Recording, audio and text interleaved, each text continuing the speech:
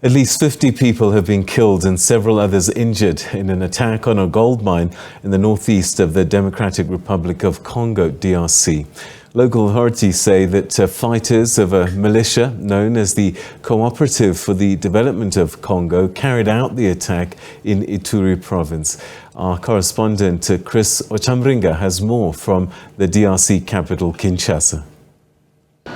Congolese officials say the militiamen raided Camp Blanquette gold mine in Jugu territory and killed the miners with machetes and guns. They also burnt down houses and made off with the gold the miners had dug out.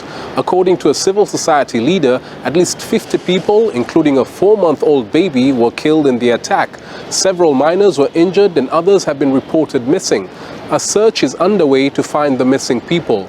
Local authorities have blamed the killing on fighters of the Cooperative for the Development of Congo militia, Codeco. The group is composed of fighters from a farming community known as the Lendu, who have had a long-standing history of rivalry with a community of herders called the Hema. The two ethnic groups have been fighting over land, political power, and the control of mineral resources for decades. The violence in the gold-rich province has forced thousands of people to flee their homes. The DRC government placed the region under martial law last year in a bid to end the killing of civilians, but the attacks have continued unabated. Chris Ochamringa, SABC News, Kinshasa. For the latest, we're now joined by Congolese journalist Alain Uyakani. Thank you so much, Alain, for joining us. Welcome to the program.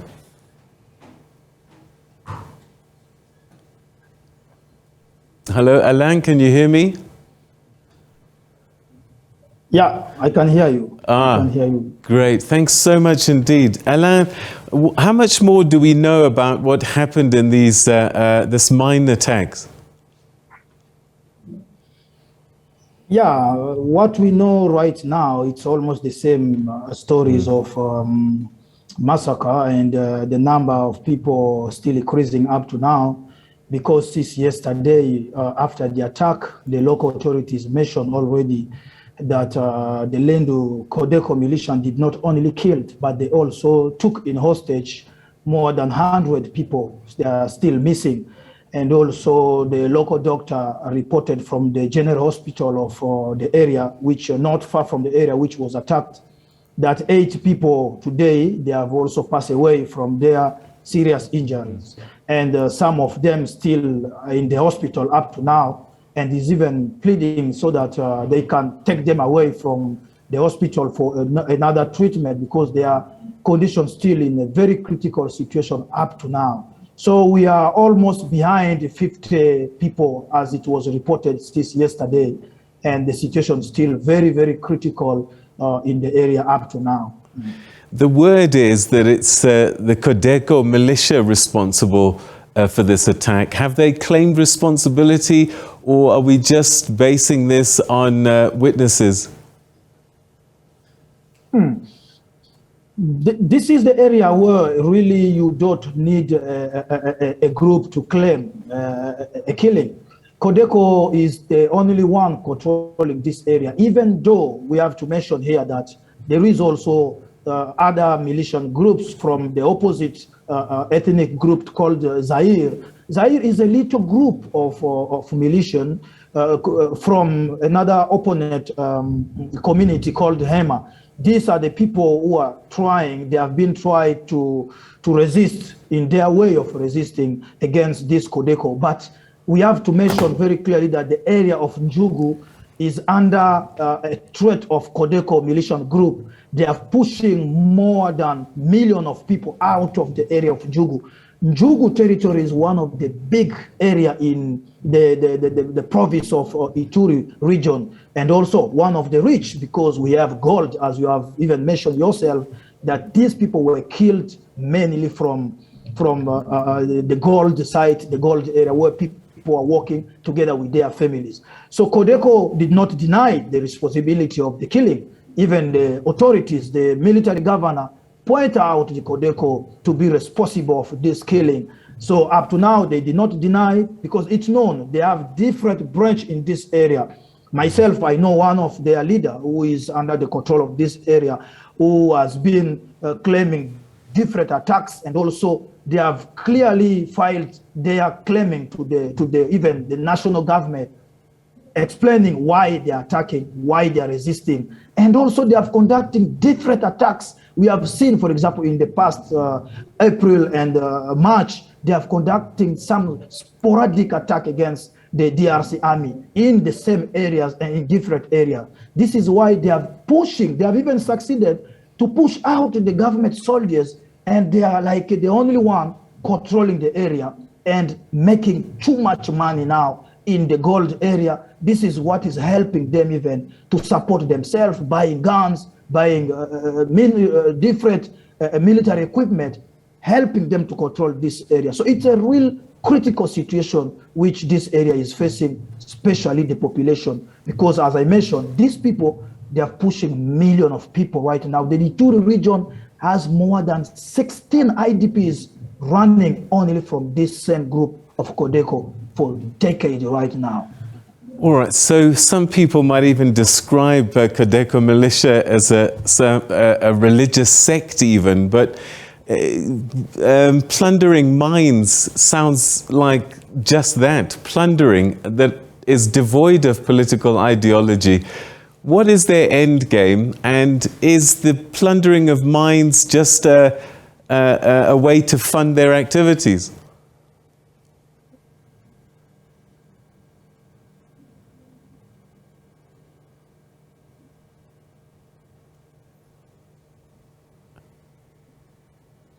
Alain, did you hear? I'm sorry.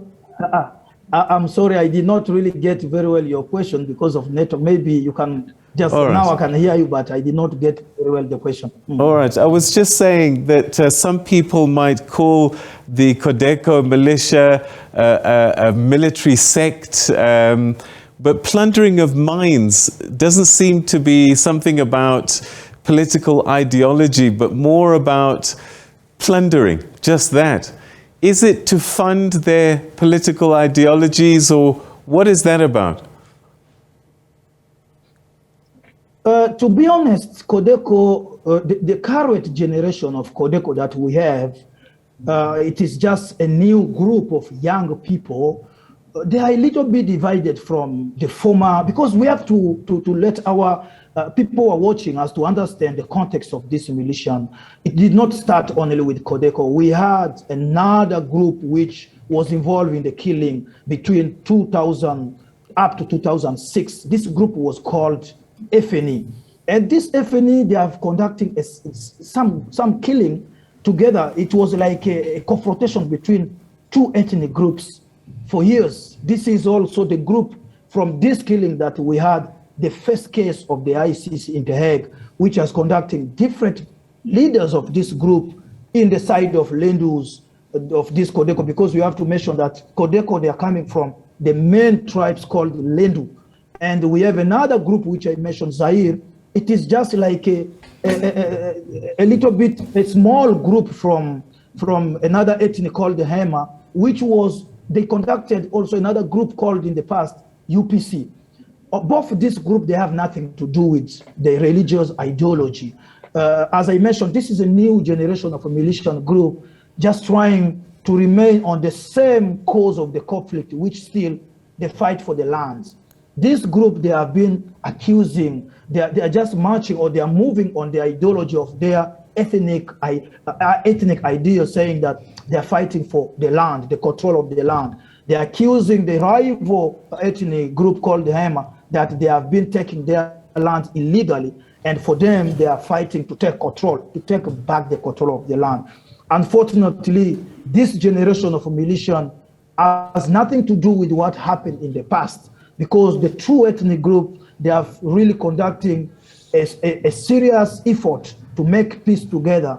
And even right now, there is what they're calling the task force, which is composed with the both ethnic group, Hema and Lendu, under the coordination of Thomas Lubanga, the leader of Hema, which is served for 17 years in jail in The Hague because of the former rebellion which he conducted to resist against these ethnic issues. So this generation of Codeco right now, they have nothing to do with any ideology, even with this former conflict of land. They are just like a young group of people motivated with the control of this land, control of the gold. And unfortunately, even the DRC army, some of the leaders, some of the officers from the army is helping them to sell guns to these people. I was in this area last 2 weeks. I was covering stories. I assisted in the office of the governor, military governor, the arrest of 4 different colonels and some majors, high-rank soldiers in the army, being Okay, it looks like we've lost that connection with the journalist Alain. He's back. Okay, Alain, who is this character, Justin Ngujolo? Is he the leader of this new generation of Codeco militia?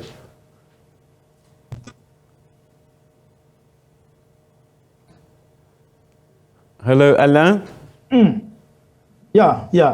I was trying to explain how it's totally different from what we have experienced in the past. This is a new generation of militia, which they are not even controlled by the leader of their own community. I have to remind people here that this is the same group which captured 2 weeks past, from February to March, they have taken into hostage their own leaders, which is composing the task force that I was mentioning here.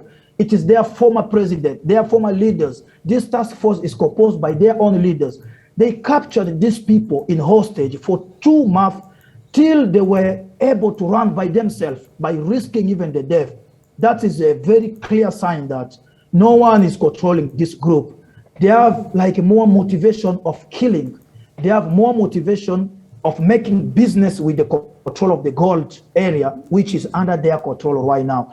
Unfortunately, these people seem not to have any control because they are, for the first time, they are even attacking the IDPs where the innocent children, women, have already fled away from their killing in different cities of Ituri region. So it's a very, very difficult situation, especially when you see them attacking the army.